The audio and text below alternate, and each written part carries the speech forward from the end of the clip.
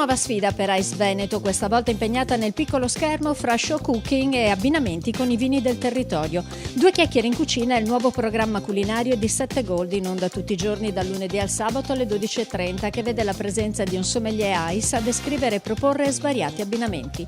I piatti sono proposti da Elenia Bazzacco, finalista nella prima edizione di MasterChef. Una kermesse che stimola il grande pubblico a cimentarsi in preparazioni non solo buone ma anche sane e che va oltre l'intrattenimento, portando la cultura del mondo del vino in tutte le case, dove molto spesso il momento del pranzo diventa motivo di approfondimento.